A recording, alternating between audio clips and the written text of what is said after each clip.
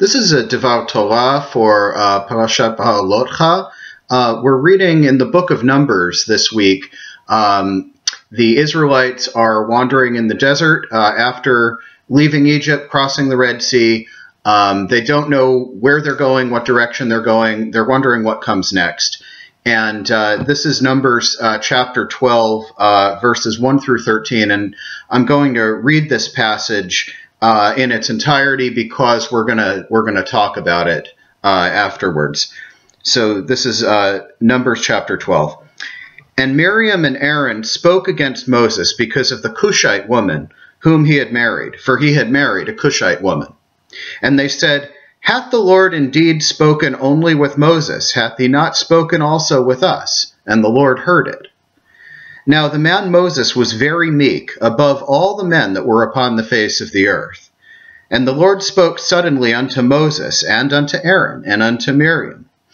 "Come out, ye three, unto the tent of meeting." And they three came out.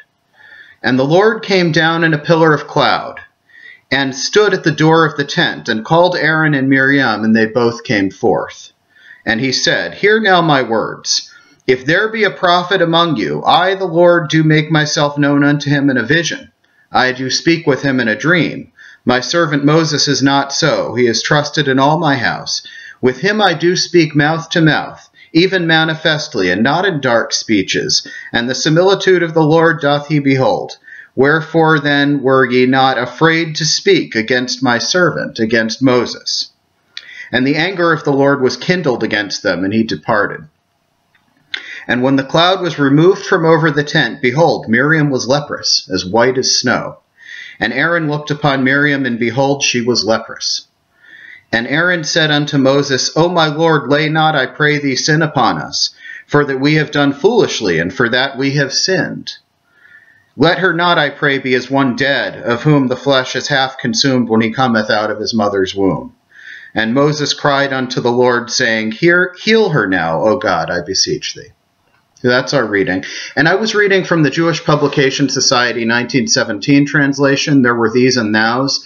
But we're going to talk about why I read from that translation. And you'll get a chance to check your own translation, because this is a very unusual and very, very important reading.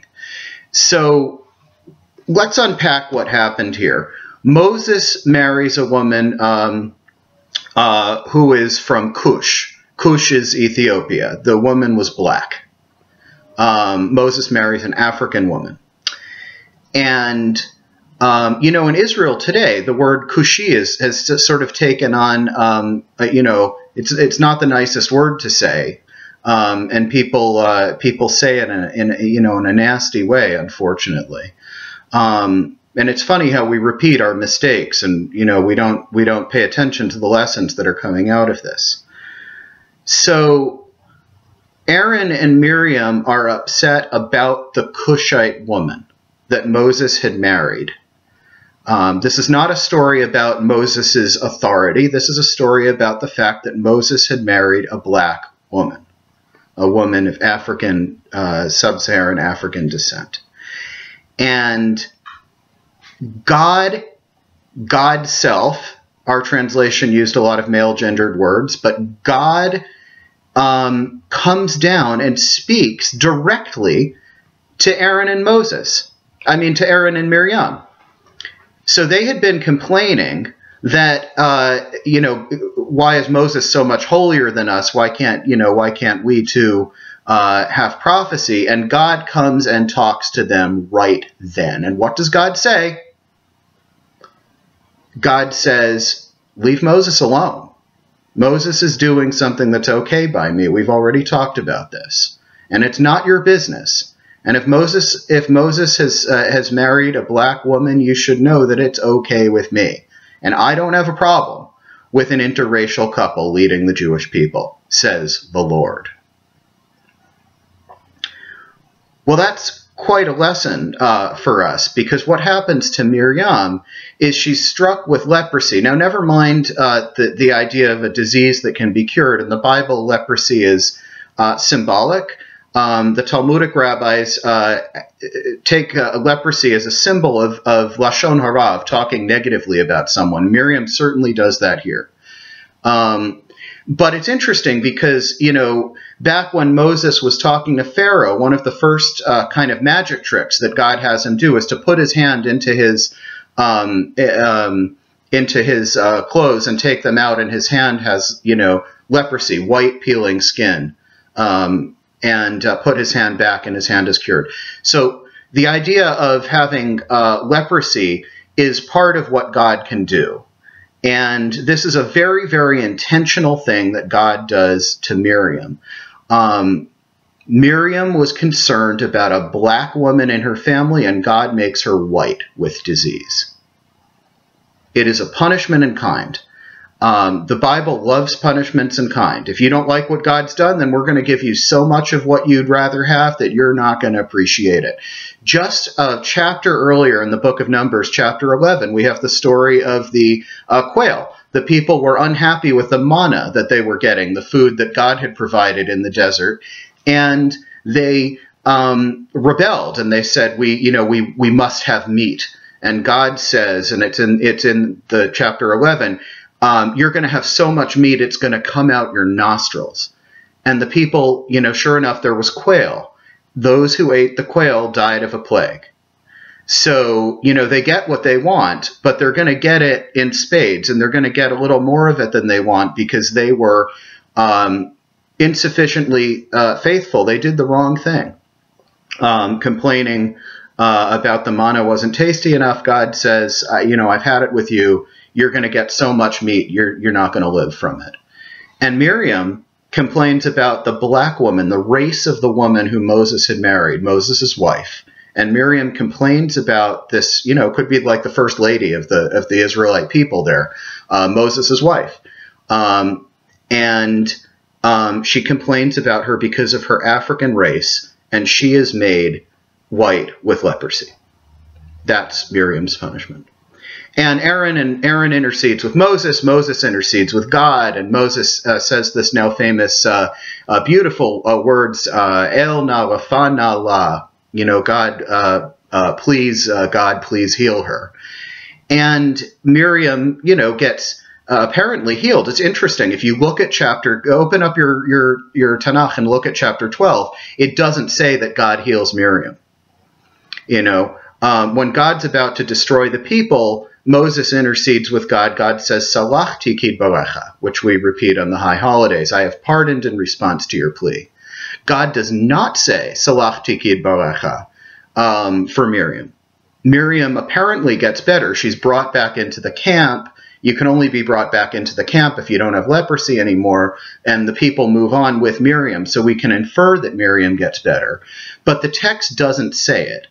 And, I don't know how much clearer this text could be that Miriam's and apparently also Aaron's speaking against the fact that Moses had married a woman who was of African descent, that they're speaking negatively about that woman was wrong. That's, to me, the big lesson here. The leprosy of Miriam is a classic biblical punishment in kind.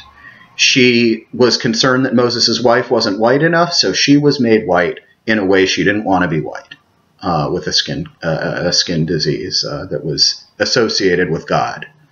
And I don't, how much clearer do we need to be when we see a couple that, could be Moses and his wife, the first lady of the Jewish people. His wife isn't named here. It could be Tzipporah, maybe not, from the text. But in any event, this woman is legitimate. And she's, God is okay with her being in her position in the Jewish people. Cushite heritage and all. And anyone who's not okay with that is not okay with God. And God does not countenance this negative speech. The Bible is crystal clear about our standards of beauty and our need to have interracial standards of beauty. In the Song of Songs, a famous poem of love, chapter 1, verse 5. A woman is speaking, Shchola ani v'na'ava. I am black and beautiful. Shchola, black. Shchola ani, I am black. Shchola ani v'na'ava. I am black and comely, beautiful. Comely, says the Jewish Publication Society, 1917. The JPS 1917, along with the vast majority of English translations of Song of Songs 1:5, look up yours, says, I am black but beautiful. Where did that but come from? It's possible that, the Hebrew conjunction that usually means and can be taken to mean but there is zero context in the Song of Songs chapter 1 or anywhere that there should be any kind of negative connotation at all. There's no reason whatsoever to believe that the female speaker in the Song of Songs is qualifying her statement of her own beauty whatsoever. I am black and beautiful, says the Hebrew. I am black but beautiful, says the English. So open up your Tanakh and look it up. Song of Songs, chapter 1, verse 5. That was the Jewish Publication Society, 1917. I think some of our translations more recently have become a little more enlightened to see that we are still racist and we show it in the way we translate Song of Songs, chapter 1. If you're wondering if there's racism still in the Jewish community, if you're wondering if we're still repeating the mistake of Miriam and of Aaron in their racism, look up your translation of Song of Songs 1:5 and see if it says but. But is racist. There is no reason whatsoever in the Hebrew to think that word should mean but instead of and. I am black and beautiful, says the speaker of Song of Songs. I am black and beautiful, says Moses' wife. I am black but beautiful, says Miriam. And Miriam is punished for her racism. And I think we with her, because we too often, and by we I mean white Jews. The Pew study says that our community is 94% white, and so it's I think it's time for I'm white. And I'm Jewish, and, I think we need to acknowledge that we have a heritage that has permitted us to say, has permitted our scholars to translate Shchola ani v'na'ava as Shchola ani, as I am black but beautiful, instead of I am black and beautiful. We need to be really careful that we learn the lesson of Miriam's experience, because the consequences of racism are disaster. Why is the Torah so clear that the racism is punished in Numbers chapter 12, and the woman speaking in the Song of Songs is black and beautiful? That's our text. It's so clear.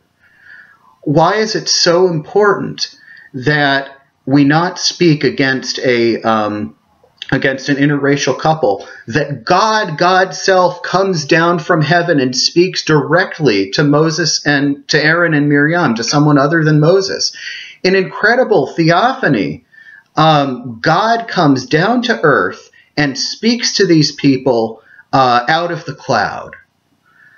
This is the text is underlining for you. I don't know how much more clearly. This is important. Pay attention. God came to say this, God's self. This is important. You cannot talk negatively about an interracial couple.